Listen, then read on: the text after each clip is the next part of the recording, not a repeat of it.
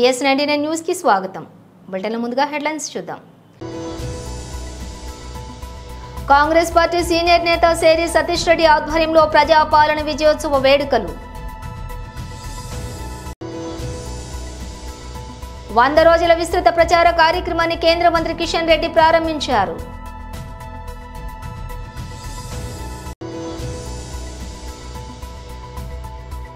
BC సంక్షేమ శాఖ Hyderabad incharge మంత్రి పొన్నం ప్రభాకర్. ఇక డీటెయిల్స్ చూస్తే తెలంగాణ రాష్ట్రంలో గత ప్రభుత్వం ఆర్థిక వనరులను అమ్మి ప్రభుత్వాన్ని నడపడమే కాకుండా వాళ్ళ యొక్క కుటుంబాలకు చెందినటువంటి బినామీల పేర్ల మీద మార్చేశారని ఆర్యవైశ్య కార్పొరేషన్ చైర్మన్ సుజాత మండిపడ్డారు. కూకట్పల్లి నియోజకవర్గంలోని KPHB colony temple bus stop వద్ద కాంగ్రెస్ పార్టీ సీనియర్ నేత సేరి సతీష్ రెడ్డి ఆధ్వర్యంలో ప్రజాపాలన విజయోత్సవ వేడుకలను నిర్వహించారు. ఈ కార్యక్రమానికి ముఖ్య అతిథులుగా మేడ్చల్ మల్కాజ్గిరి జిల్లా అధ్యక్షులు హర్షవర్ధన్ రెడ్డి, ఆర్యవైశ్య చైర్మన్ గా సుజాత హాజరై సంవత్సర కాలంలో రాష్ట్ర ప్రభుత్వం అమలు చేసిన పథకాలతో పాటు చేసినటువంటి అభివృద్ధికి సంబంధించిన బ్రోచర్లను విడుదల చేశారు. తెలంగాణ రాష్ట్రంలోని కాంగ్రెస్ ప్రభుత్వాన్ని చూస్తూ ఉంటే ప్రతిపక్షానికి గుండెల్లో వణుకు పుడుతోందని, అందుకే తప్పుడు ప్రచారాలు చేస్తున్నాయని విమర్శించారు. రానున్న రోజుల్లో మరింత అభివృద్ధి చెందేందుకు ముఖ్యమంత్రి రేవంత్ రెడ్డి చిత్తశుద్ధితో పనిచేస్తూ ఉన్నారని అన్నారు. ప్రజా సమస్యల్ని ముందుకు పెట్టడానికి యూట్యూబ్ ఛానళ్ళు కూడా వాళ్ళకు కూడా ఇబ్బంది ఉన్నటువంటి కొంతమంది మనకు సహకరిస్తే వాళ్ళకు కావాల్సినటువంటి కొంత వాళ్ళ సొంత డబ్బు ఖర్చులతో మేము ఆ రోజు ఏనాడు డబ్బు ఖర్చు పెట్టలేదు. కాంగ్రెస్ అంటే పేదల పార్టీ కూడా పేదల పార్టీ. ఎందుకంటే వాళ్ళు ఏర్పడిన 10 ఏళ్లలో 119 నియోజకవర్గాలలో సొంత భవనాలు, కానీ మాకు ఇప్పటికి కూడా అద్దె భవనాలు కూడా లేనటువంటి నియోజకవర్గాలు, దేశవ్యాప్తంగా కూడా సొంత భవనాలు లేవు. సొంతంగా మా రాహుల్ గాంధీకి కూడా సొంత ఇల్లు లేనటువంటి విషయం మీరు గమనించాలి. దేశంలో వాళ్లకు దేశ నడిబొడ్డులో కూడా సొంత భవనము, రాష్ట్రంలో హైదరాబాద్లో 3 పార్టీ ఆఫీసులు పెద్దవి, అలాగే నియోజకవర్గానికి ఒక్కొక్క భవనము.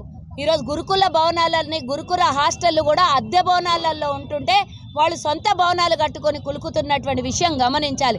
అలాగే నేను ఎన్నో చెప్పదలుచుకున్నాను, కానీ మీడియా సోదరులకి పబ్లిక్గా మీరు చేరవలసింది 6 గ్యారెంటీలు కాదు 160 హామీలను నెరవేర్చింది అని తీసుకెళ్లాల్సినటువంటి అవసరం ఉన్నది.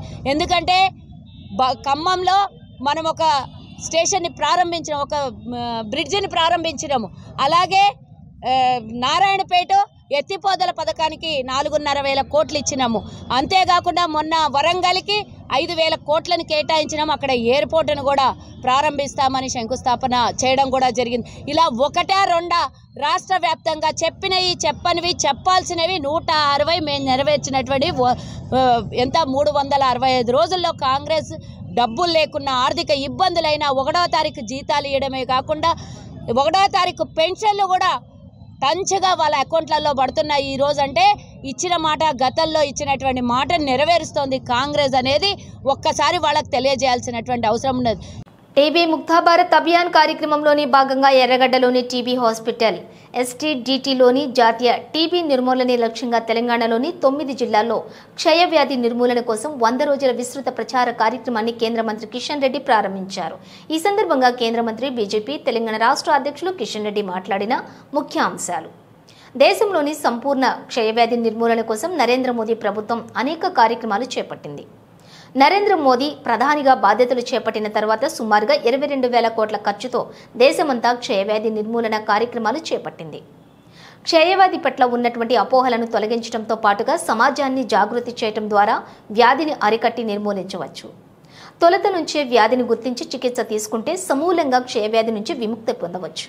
టీబీ వ్యాధిగ్రస్తులకు ధైర్యం చెప్పడంతో అపోహలను తొలగించేలా చైతన్యం కల్పించాలి.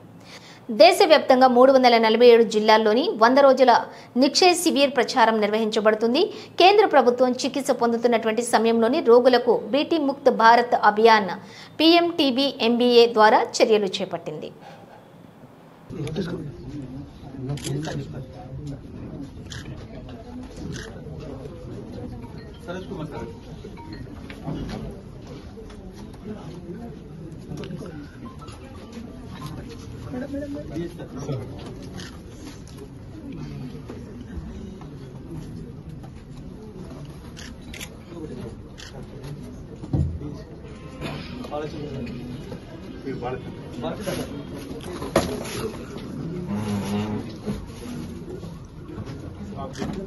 Now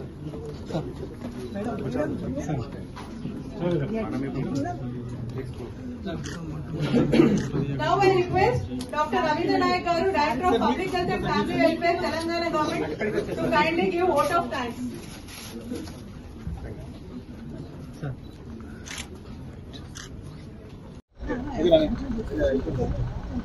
దేశంలో మనకందరికీ తెలుసు కీలకమైనటువంటి వ్యాధుల నిర్మూలన కోసం అనేక రకాల చర్యలు తీసుకుంటున్నాం.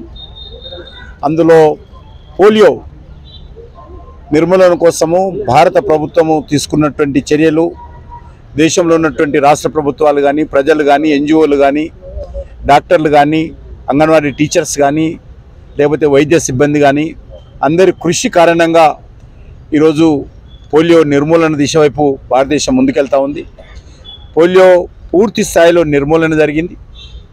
అదేవిధంగా ఈరోజు క్షయవ్యాధి కూడా టీబీ కూడా నిర్మూలన చేయాలనేటువంటి దృక్పథంతో అనేక రకాల కార్యక్రమాలు తీసుకుంటున్నాం.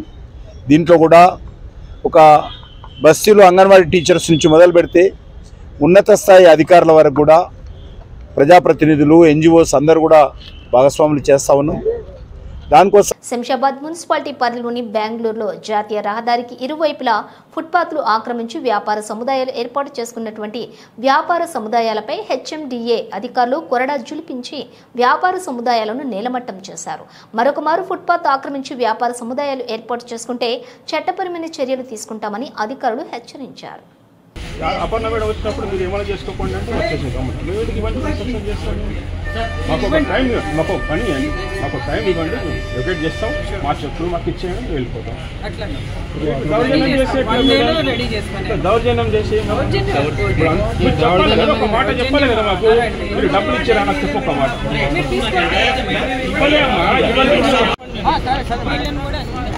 अरे वीडियो लेके रखो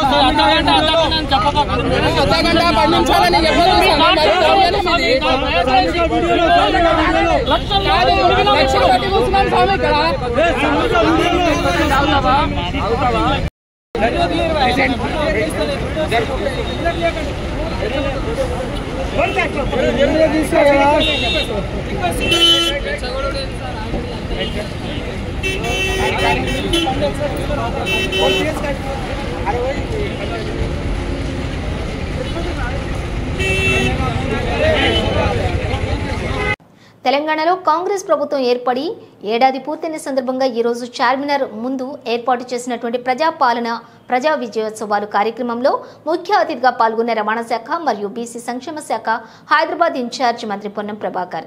ఈ కార్యక్రమంలో మంత్రితో పాటుగా రాజ్యసభ సభ్యులు అనిల్ కుమార్ యాదవ్, ఖైరతాబాద్ ఎమ్మెల్యే దానం నాగేందర్, ఎమ్మెల్సీ అమీర్ అలీ ఖాన్ తదితర కాంగ్రెస్ నేతలు పాల్గొన్నారు.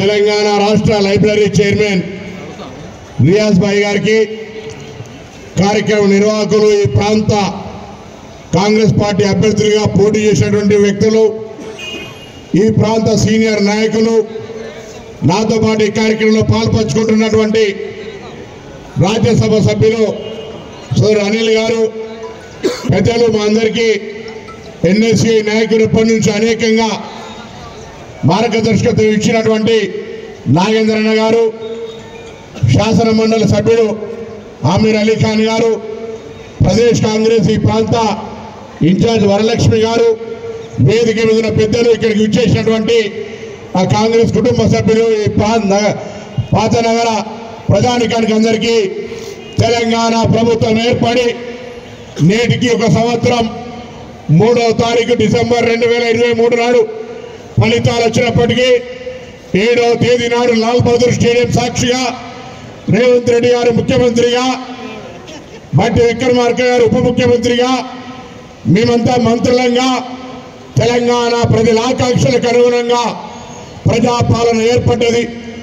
ఒకవైపు లాల్ బహదూర్ స్టేడియంలో ప్రమాణం చేస్తూనే ముళ్ళ కంచెల బందీలైనటువంటి ప్రగతి భవన్ కంచెలు తెప్పి ప్రజాస్వామ్యానికి బలహీన వర్గాలకు పేరున్నటువంటి జ్యోతిబా పూలే పేరు పెట్టుకొని ఈరోజు తెలంగాణ ప్రభుత్వంలో ఒక సంవత్సర పరిపాలన ముగించుకున్నాం. ఒక సంవత్సరం ప్రజాపాలన విజయోత్సవాలు అయితే ఉన్నాయి. ఎమ్మెల్యే మాధవరం ఇంటికి చేరుకున్న వెలమ సంఘం నాయకులు షాద్నగర్ ఎమ్మెల్యే వీర్లపల్లి శంకర్పై చర్యలు తీసుకోవాలి అని మాధవరం కృష్ణారావుకి వినతి. కూకట్పల్లి పోలీస్ స్టేషన్లో ఫిర్యాదు. శంకరయ్య వ్యాఖ్యలకు నిరసనగా శవయాత్ర నిర్వహించి కూకట్పల్లిలో శంకరయ్య దిష్టిబొమ్మను దగ్ధం చేసిన వెలం సంఘం. మాధవరం కృష్ణారావు మాట్లాడుతూ షాద్నగర్ ఎమ్మెల్యే వేలమ కులస్తులపై చేసినటువంటి వ్యాఖ్యలపై ఆగ్రహం వ్యక్తం చేశారు. వీర్లపల్లి శంకర్ది మొదటి నుండి అహంకారపూరితమైనటువంటి ధోరణితో మాట్లాడుతూ ఉన్నారు. ఓ శాసనసభ్యుడు గెలవాలి అంటే అన్ని కులస్తులు ఓటు వేస్తేనే ఎమ్మెల్యే అవుతారు. షాద్నగర్ ఎమ్మెల్యే మాట్లాడిన మాటలు కాంగ్రెస్ పార్టీ మాట్లాడించారా? పూర్తి బాధ్యత వహించి ఆయనపై చర్య తీసుకోవాలి.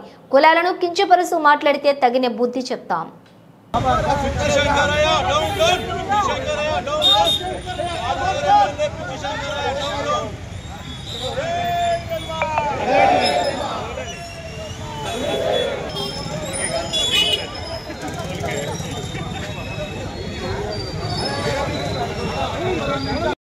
ఆలోచన ఉంటాం. ఇవాళ నేను కుక్కట్పల్లి కాన్స్టిట్యూన్సీలో 3 సార్లు గెలిచాను. 2 సార్లు వైస్ చైర్మన్ గెలిచాను, చైర్మన్ కౌన్సిలర్ గెలిచాను, 3 సార్లు శాసనసభని గెలిచాను. నేను వెలమ జాతితోనే గెలవలేదు. అందరు కులాలు ఏకతాటి మీద ఉండి అన్ని కులాలు ఎస్సీ ఎస్టీ మైనార్టీ అన్ని ప్రాంత ప్రజలు ఓట్లేస్తేనే నేను 3 సార్లు 70-80 వేల మెజార్టీతో గెలిచాను. ఇది ప్రాంతంలో ఒక కులపరంగా ఉన్నటువంటి రాజకీయంలో కులపర రాజకీయాలు ఉండకూడదు. అటువంటిది ఒక కులాన్ని ద్వేషిస్తూ ఒక ముఖ్యమంత్రి దీన్ని ఎంకరేజ్ చేస్తూ ముఖ్యమంత్రి గారి యాక్షన్లో జరుగుతూ ఉంది. నిన్న మార్నింగ్ మాట్లాడినటువంటి మాటలు నిజంగా వెలమ జాతికి కాకుండా ఇతర కులస్తులు బాధపడే సందర్భాలు. వెలమ జాతికి ఒక హైదరాబాద్లో తెలంగాణలో 1% 2% మీరు అనుకుంటున్నారు. కానీ భారతదేశంలో మీకున్నటువంటి తమిళనాడులో లక్షల మంది, వేల మంది, కోట్ల మంది ఉంటారు. దాని తర్వాత కర్ణాటకలో ఉంటారు, 3వది ఆంధ్రప్రదేశ్లో ఉంటారు, 4వది తెలంగాణలో ఉంటారు. కొప్పవేలమ కానీ, ఆదియల్మ కానీ, పద్మనాకేల్మ కానీ మాకున్నటువంటి చాలా పెద్ద జాతి ఉంది. మేము ఎప్పుడు కూడా అవన్నీ బాధ పెట్టేటువంటి మాటలు ఎప్పుడు చేయలేము. మొట్టమొదటిసారి ఆంధ్రప్రదేశ్ తమిళనాడు విడిపోయినప్పుడు మొట్టమొదటిసారి ముఖ్యమంత్రి తమిళనాడు ముఖ్యమంత్రి వెలమ జాతికి ఉన్నటువంటి ముఖ్యమంత్రి. దాని తర్వాత 77లో ఉన్నటువంటి మీ కాంగ్రెస్ పార్టీలో బ్రహ్మాండమైనటువంటి మంచి పని చేసినటువంటి జలగం వెంగళరావు గారు మన తెలంగాణ రాష్ట్రాన్ని తెచ్చి పోరాడి ప్రాణానికి అడ్డం పెట్టి ప్రాణం పోతుందని తెలిసినప్పుడు కూడా నేను ప్రాణం పోయినా సరే తెలంగాణ రాష్ట్రం రావాలి అని చెప్పి పోరాడినటువంటి వ్యక్తి కేసీఆర్ గారు. ఈ రోజున శాసనసభ్యుల ఏరియాలో ముఖ్యమంత్రి అయ్యారు. అవన్నీ మర్చిపోయి కులాల మధ్యలో కులాలకు పెట్టి ఈ రకమైనటువంటి మాటలు మాట్లాడుతూ ఉంటే కాంగ్రెస్ పార్టీ పోరా స్పందించలేదు. నేను పిసిసి అధ్యక్షుడిని డిమాండ్ చేస్తా ఉన్నాను, అదేవిధంగా ముఖ్యమంత్రిని డిమాండ్ చేస్తా ఉన్నాను. మీ వైఖరి ఏంటి? మీ పార్టీ వైఖరా లేకపోతే ఆయన వ్యక్తిగతంగా వైఖరా? మీరు ఆలోచన చేసి చెప్పాలి. రోజు రోజుకు కల్తీ ఆహారంతో తీవ్ర ఆందోళన చెందుతున్న నగరవాసులు. గత కొన్ని రోజులుగా రోజుకు ఏదో ఒక హోటల్లో ఏదో ఒక రకమైనటువంటి కల్తీ ఆహారం ప్రత్యక్షం. ఫుడ్ సేఫ్టీ అధికారులు తనిఖీలు చేయడంలో నిర్లక్ష్యం. ఓ కస్టమర్ ఆకలితో స్పీకర్ హోటల్కు వెళ్లారు. భోజనం చేయడానికి వచ్చి ఆర్డర్ ఇవ్వగా తాను తింటున్నటువంటి పూరి కర్రీలో ఇనుప ముక్కలు రావడంతో ఆందోళన వ్యక్తం చేశాడు. హోటల్ యజమానిని నిలదీయగా దురుసుగా ప్రవర్తించడమే కాక ఏం చేసుకుంటారో చేసుకోండి అని సమాధానం ఇస్తున్నారని తెలిపారు. తినే ఆహారంలో నిర్లక్ష్యంగా వ్యవహరిస్తూ కల్తీ ఫుడ్ సప్లై చేస్తున్న హోటల్స్ పై తగినటువంటి చర్యలు తీసుకోవాలని కోరారు. ఈ హోటల్ పై ఫుడ్ సేఫ్టీ అధికారులు తగిన చర్యలు తీసుకొని ఎడల తాను కూడా ఆందోళన చేస్తానని హెచ్చరించారు.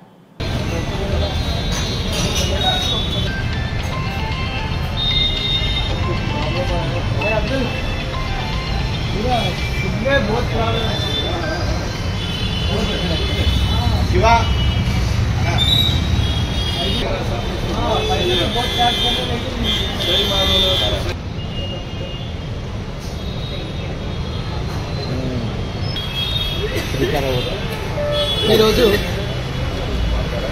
చిన్న వర్క్ మీద ఇక్కడికి రావడం జరిగింది. సమయానికి ఆకలేయడం వల్ల ఈ పక్కనగా ఉన్న మన ఈ స్పీకర్ హోటల్లోకి మేము వచ్చి భోజనం చేయడం కోసం అని రావడం జరిగింది. అదేవిధంగా నేను ఇక్కడ ప్లేట్ పూరి ఆర్డర్ చేసి తింటున్న సమయంలో మేము తినే కర్రీలో నుండి ఇనుప ముక్కలు రావడం జరిగింది. ఇదేంటని నేను యజమాన్యం దగ్గరికి వెళ్ళి నేరుగా క్వశ్చన్ చేయడగా వాళ్ళు కూడా విచ్చలవిడిగా మాట్లాడుతూ మేము ఏం చేసుకుంటామో చేసుకోపో అని మీదికి వెళ్ళి వాళ్ళు దూషించడం జరిగింది. అంటే రాష్ట్ర వ్యాప్తంగా ఈ విధంగా రెస్టారెంట్లు కోకొల్లలుగా ఉన్నాయి. మరి ఇటువంటి వారిపైన ఫుడ్ ఇన్స్పెక్టర్ సంబంధించిన వాళ్ళు ఈ ఫుడ్ సెక్షన్ సంబంధించిన వాళ్ళు వీరు ఏం చేస్తూ ఉన్నారో అర్థం కావడం లేదు. రాష్ట్ర వ్యాప్తంగా ఇటువంటి రెస్టారెంట్లపై తగిన కొరడా జుల్పించి దీనిపైన యాక్షన్ తీసుకోవాలని ఈ సందర్భంగా తెలియజేస్తున్నాను. ముఖ్యంగా ఈ స్పీకర్లో ఇంతకుముందు కూడా పలుమార్లు జరగడం జరిగింది ఇటువంటి ఘటనలు. అయినప్పటికీ కూడా మరి నేరుగా ఇక్కడ నియర్గా ఉంటున్న వారు మరి దీనిపైన యాక్షన్ తీసుకోకపోవడానికి గల కారణాలు ఏంటో మాకు అర్థం కావడం లేదు. తక్షణమే దీనిపైన పెద్ద ఎత్తున స్పందించి సీజ్ చేయకపోతే మాత్రం పెద్ద ఎత్తున అన్ని ఆర్గనైజేషన్లు కలుపుకొని మేము దీని ముందు ధర్నా చేసి దీన్ని మూపియడానికి మేము పెద్ద ఎత్తున చర్యలు తీసుకోవడానికి ముందుగా ఉన్నామని ఈ సందర్భంగా తెలియజేస్తున్నాను. హెల్త్ ఇన్స్పెక్టర్ కూడా ఈ సందర్భంగా మేము కంప్లైంట్ చేయడం జరిగింది. అదే కాకుండా మేము మేనేజ్మెంట్తో మాట్లాడడానికి ప్రయత్నం చేస్తూ ఉంటే వారు విచ్చలవిడిగా మాట్లాడుతూ మీరు ఏం చేసుకుంటారో చేసుకోండి, మేము ఇటువంటి పెద్ద లెక్క చేయం అనే విధంగా వాళ్ళు దురుసుగా మాపై ప్రవర్తించడం జరిగింది. తక్షణమే దీన్ని ముగించకుంటే మాత్రం పెద్ద ఎత్తున ధర్నాలు ఇక ముందు కూడా మేము చేయడానికి ముందుగా ఉన్నాం. కావున ఇటువంటి వారిపైన తక్షణమే ముగించాలని ఈ సందర్భంగా తెలియజేస్తాం. కూకట్పల్లి JNTU-Hలో మహాపరినిర్వాణ దివాస్ అంబేద్కర్ జయంతి కార్యక్రమంలోని ముఖ్య అతిథిగా పాల్గొన్నటువంటి రాష్ట్ర ఉప ముఖ్యమంత్రి బట్టి విక్రమార్క ఈ సందర్భంగా విద్యార్థులను ఉద్దేశించి ప్రసంగిస్తూ యూనివర్సిటీ విద్యను అభ్యసించినటువంటి రోజులను గుర్తు చేసుకున్నారు. ప్రపంచం గర్వించదగ్గ మేధావి అయిన డాక్టర్ బాబాసాహెబ్ అంబేద్కర్ మన దేశంలో జన్మించడం, అద్భుతమైన రాజ్యాంగాన్ని అందించడం మనందరి అదృష్టమని అన్నారు. అనుకున్నది సాధించాలనే లక్ష్యం ఏర్పరచుకుని ముందుకు సాగాలని విద్యార్థులకు సూచించారు. అంబేద్కర్ ఆనాడు ఉన్నటువంటి పరిస్థితులు నెగిటివ్ థింకింగ్ చేయలేదని, పాజిటివ్ థింకింగ్ ద్వారా ఉన్నత స్థానాలను అధిరోహించాడని పేర్కొన్నారు. ఆనాడు నేరుగా పాఠశాలలో నేర్చుకుని కూర్చునే అవకాశం లేక పాఠశాల బయట కూర్చుని విద్యను అభ్యసించిన అంబేద్కర్ అమెరికాలో కొలంబియా విద్యాలయంలో ఫైనాన్స్ విభాగంలో PhD పూర్తి చేయడం ఆయన పాజిటివ్ థింకింగ్కి నిదర్శనం. అసమానతలను అధిగమించడానికి ఏకైక మార్గం విద్య అని అంబేద్కర్ నమ్మారు. అనేక విద్యాలయాలను స్థాపించారు అని విద్యార్థులకు సూచించారు.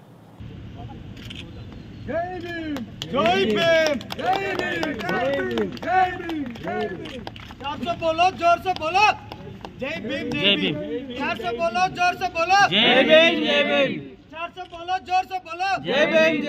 जय भीम जय भीम जय भीम जय भीम साधिदाम अंबेडकर आशयाలను साधिदाम अंबेडकर आशयाలను साधिदाम जय भीम जय भीम जय भीम जय भीम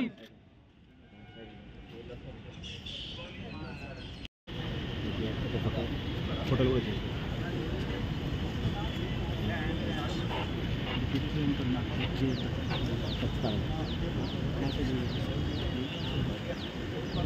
जय भीम जय भीम जय भीम जय भीम जय भीम जय भीम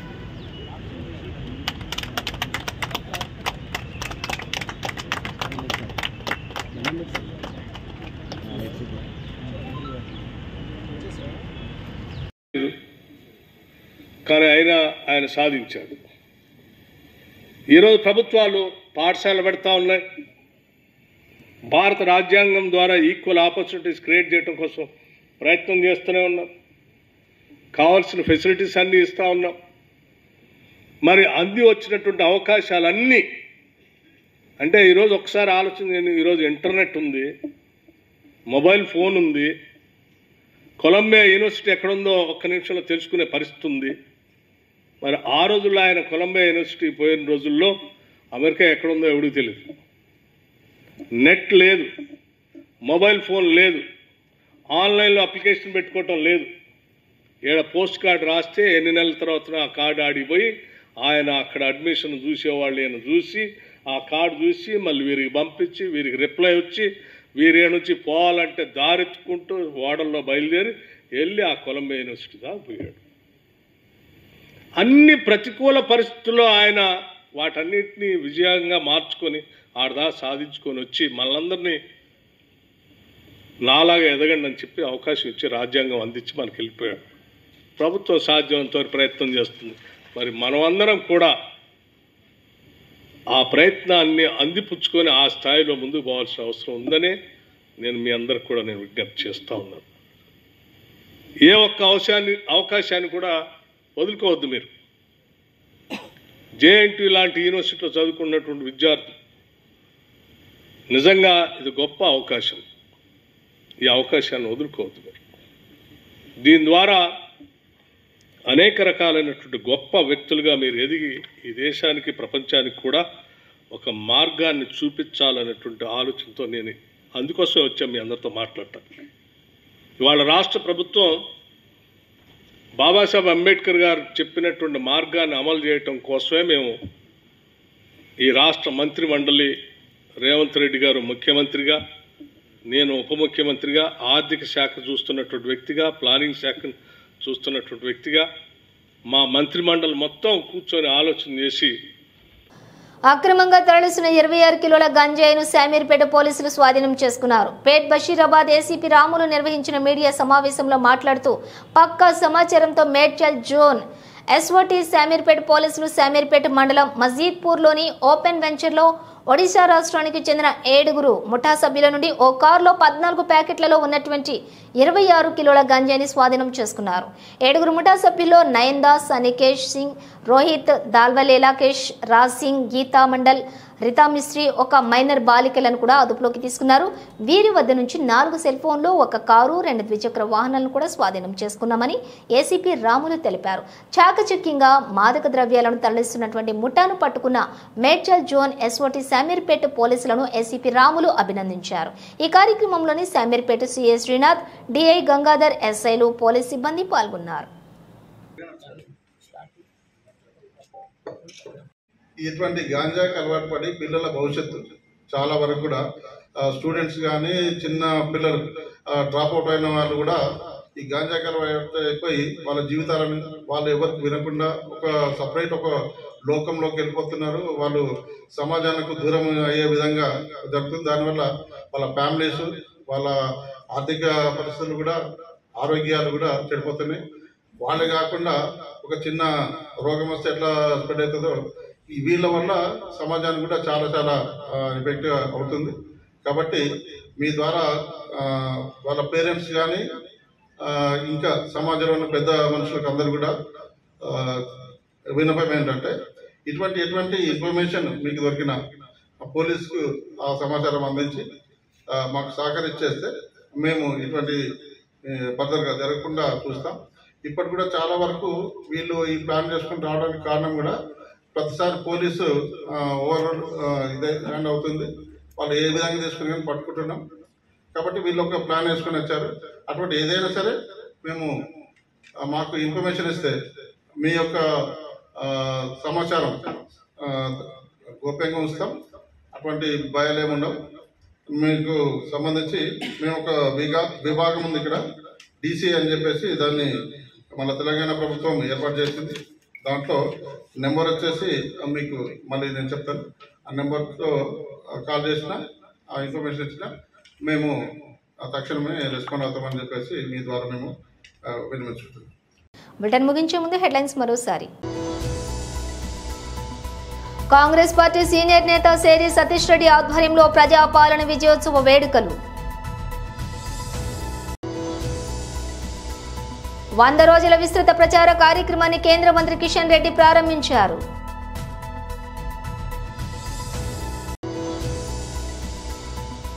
చింతల్లోని శ్రీ చైతన్య పాఠశాలలో విద్యార్థులకు తీవ్ర అస్వస్థత.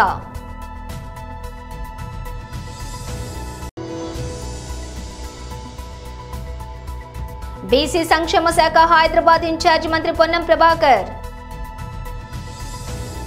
ఇవి బులెటిన్ విశేషాలు. మరో బులెటిన్తో మళ్ళీ కలుద్దాం.